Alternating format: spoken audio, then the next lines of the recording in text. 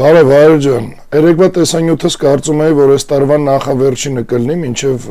ամանորյա ուղերձը, բայց փաստորեն այս տեսանյութը կլինի նախավերջինը, քանի որ երեք ստացանք նաև ԱԱԾ-ի պատասխանը ու ասեմ, որ ի տարբերություն առողջապահության ու ՊԵԿ-ի պատասխանների, ԱԱԾ-ի պատասխանը մասամբ տեղեկատվական է, բայց պետական ու ազգային անվտանգության չափանիշներով անկեղծ կասեմ, որ թերի է ու սահմանափակող։ Ինչն է դրական ԱԱԾ-ի պատասխանի մեջ, ԱԱԾ-ն ֆիքսել է փաստեր, այսինքն հստակ նշել է մուտքի ու ելքի կետերը, ամսաթիվը, շտապ օգնության մեքենայի տեսակը անգամ, ուղևորների կազմը ու նպատակադրումը, հստակ բացահայտել է մեքենայում գտնվողների կազմը, հաստատել է, որ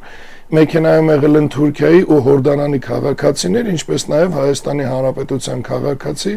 հիվանդը։ Էս էլ թող ուշադիր լսեն այն մեծ փրթողները, որ ասում էին թուրքական չի, կարմիր մահիկն է, մի հատ անգրագետների կուտոկեր չէ հայտնվել։ Ոնց որ ՊԵԿ-ը, տենց էլ հիմա ԱԱԾ-ն հաստատում են, որ դա թուրքական մեքենա էր։ Այս ուղարկեք այդ մեծ փրթող տգետներին, որ իրանց կարճ խելքով խելք էին բացատրում բոլորին, որ դա կարմիր մահիկն է, ոչ թե թուրքական մեքենա։ Դա թուրքական մեքենա էր։ Այս գլխներիդ, այդ անգրագետ գլխներիդ օղ արեք, որ սրանից հետո հանրային կերպով ավել պակաս դուրս չտակ, մարդկանց էլ չվիրավորեք, իբր դուք ավել մի բան գիտեք, իրանք էլ չգիտեն, էդի տենց։ Ու ԱԱԾ-ի պատասխանի մեջ էլի նման հստակեցումներ կան, հեսա որ պատասխանը տնակ ամեն ինչ կիմանաք։ Կտնակ նաև պաշտոնական առաքելության բացակայությունը, այդ այնա, ինչը ասում եմ թերի։ Այսինքն ԱԱԾ-ն արձանագրել է, որ այցը չի հանդիսացել բժշկական պաշտոնական առաքելություն։ Ու հիմա ԱԱԾ-ի այս պատասխանի մեջ ինչն է թերի ու անընդունելի, կարելի է ասել, որ վերահսկողության մասին լռություն է։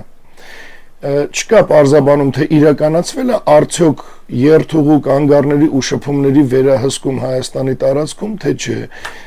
Իրականացվել է լիարժեք հակահետախուզական ստուգում ներգրաված օտարերկրյա անձանց նկատմամբ, թե չէ։ Կա նաև միջգերատեսչական համաձայնեցման բացակայություն, այսինքն չկա տեղեկություն ԱԱԾ, ՊԵԿ, մեկ էլ առողջապահության նախարարություն համակարգված գործողությունների մասին։ Պատասխան դիմումի մեջ կա պետական գաղտնիքի ընդհանուր հղում։ Գաղտնիության հղումը ԱԱԾ-ի պատասխանի մեջ կիրառվել է լայն առանց սահմանազատման, թե կոնկրետ ինչն է գաղտնի ու ինչն է հանրային վերահսկողության ենթակա վարչարարություն։ Այս պատասխանի մեջ կա նաև անվտանգային գնահատականի բացակայություն։ Պատասխանը չի տալի ռիսկերի գնահատում, հաշվի առնելով Թուրքիայի հետ հարաբերությունների առանձնահատկությունը։ Հիմա մինչև պատասխանին ծանոթանանք, ասեմ, որ ԱԱԾ-ի պատասխանը փաստական մասով իրականում օգտակար է, բայց անվտանգային ու կառավարչական մասով թերի է, որովհետև իրականում այս պատասխանը չի փակում հանրային կասկածները ու պահանջում է լրացուցիչ հստակեցում ու հաշվետվություն, որի հարցումով դիմումը մենք նորից կուղարկենք ԱԱԾ։ Հիմա նայեք պատասխանը ու շարունակենք։ Հայաստանի Հանրապետություն ազգային անվտանգության ծառայություն Լույսի բանակ ռազմահայրենասիրական բարեգործական հասարակական կազմակերպության նախագահ Կարեն Արայանին Հարգելի պարոն Արայան, ձեր կողմից բարձրաձայնած հարցերի առնչությամբ հայտնում ենք, որ պետական սահմանի մասին օրենքի 11-րդ հոդվածի համաձայն պետական սահմանով անձանց, տրանսպորտային միջոցների, կենդանիների, բեռների եւ այլ գույքի բաց թողումը ՀՀ կառավարության սահմանած անցման կետերով իրականացնում են սահմանապահ զորքերի զինծառայողները, անձանց ՀՀ մուտք գործելու կամ ՀՀ-ից մեկնելու ՀՀ օրենսդրությամբ սահմանված համապատասխան փաստաթղթերի, անձնագրի ճամփորդական փաստաթղթի առկայության դեպքում։ Mercedes-Benz Sprinter մակնիշի 34 FPJ 104 պետհամարանիշի Renault մոբիլը Հայաստանի Հանրապետություն է մուտք գործել ՀՀ պետական սահմանի Բավրա անցման կետով 2025 թվականի դեկտեմբերի 12-ին եւ նույն օրը Բագրատաշեն անցման կետով ելք է գործել ՀՀ-ից։ Մուտքի նպատակն է եղել ՀՀ քաղաքացուն, ով գտնվել է կոմայի մեջ Ֆրանսիայի Հանրապետությունից ցամաքային սահմաններով քաղաք Երևանում տեղակայված Սուրբ Գրիգոր Լուսավորիչ բժշկական կենտրոն տեղափոխելը։ Մեքենայում եղել են 3 բուժաշխատողներ, 2 Թուրքիայի քաղաքացի, 1 Հորդանանի քաղաքացի, 1 հիվանդ ՀՀ քաղաքացի եւ մեքենայի վարորդը Թուրքիայի քաղաքացի։ Նշված այցը չի հանդիսացել բժշկական պաշտոնական առաքելություն։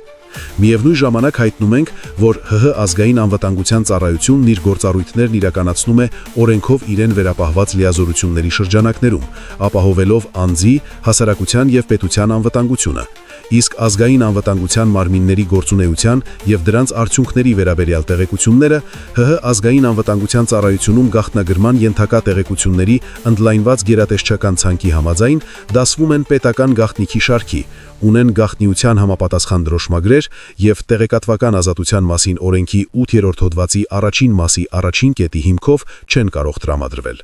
Հարգանքով գլխավոր վարչության պետ Հրաչյա Եգանյան։ Նայեք, հայր ջան, ԱԱՑ-ն հայտնում է, որ Mercedes-Benz Sprinter Renault Mobile 2025 թվականի դեկտեմբերի 12-ին մուտք է գործել Բավրա անցման կետով ու նույն օրը դուրս է եկել Բագրատաշենի անցման կետով։ Իմիջիայլոց արդարության համար նշեմ, որ այս նույն տեղեկությունը տվել էր նաև ՊԿ-ը։ Ու գրում է, որ նպատակը եղել է կոմայի մեջ գտնվող Հայաստանի Հանրապետության քաղաքացու Ֆրանսիայից Երևան տեղափոխելը։ Ֆրանսիայի հետ կապված մի քիչ հետո հետաքրքիր բան կասեմ, որ իմանաք։ ԱԱՑ-ն նշում է, որ մեքենայում եղել են 3 բուժաշխատողներ, 2-ը Թուրքիայի, մեկն էլ Հորդանանի քաղաքացի, պլյուս վարորդը Թուրքիայի քաղաքացի։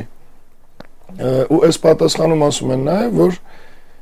այցը չի հանդիսացել բժշկական պաշտոնական առաքելություն։ Իմ գնահատականը հետևյալն է, ես պարտավոր եմ խոսալ սթափ ու պետական լեզվով։ Այո, ԱԱՑ-ն ներկայացրել է մի շարք փաստեր ու իրականում դա շատ կարևոր է, բայց պետական անվտանգության հարցերում փաստերը բավարար չեն առանց վերահսկողության ու հաշվետվողականության։ Եթե այցը պաշտոնական բժշկական առաքելություն չի եղել, ապա հանրությունը իրավունք ունի իմանալ, ինչ անվտանգային ռեժիմով է իրականացվել օտարերկրյա քաղաքացիների տեղաշարժը Հայաստանի տարածքում։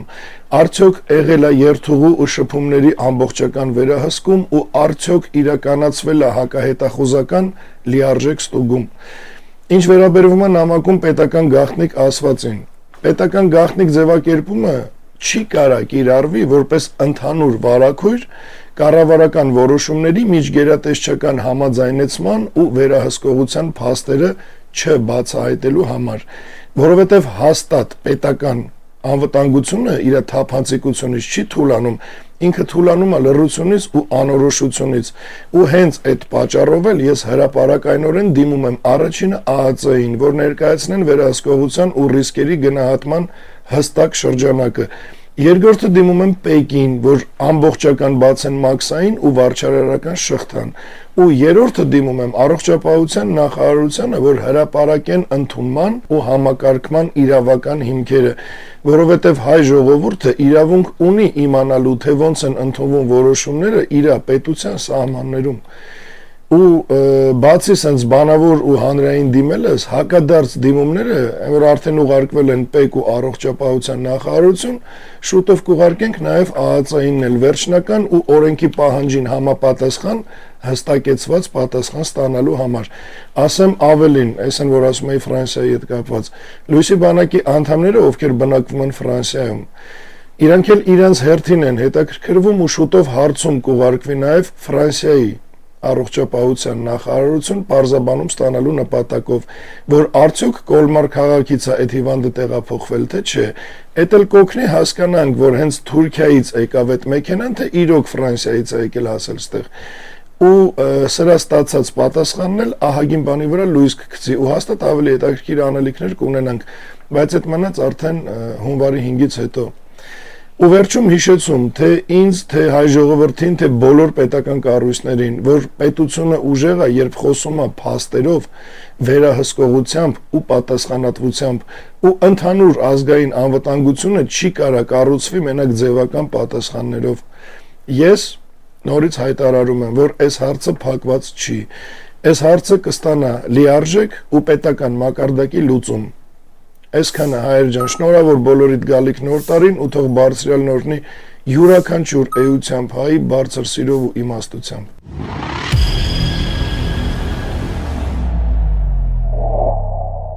Սիրելի հայրենակիցներ, հետևեք մեզ հետևյալ հարթակներում. Telegram, Լույսի բանակի պաշտոնական եւ Կարեն Արայանի անձնական ալիքներին, YouTube, Լույսի բանակի լրատվական եւ Կարեն Արայանի պաշտոնական ալիքներին,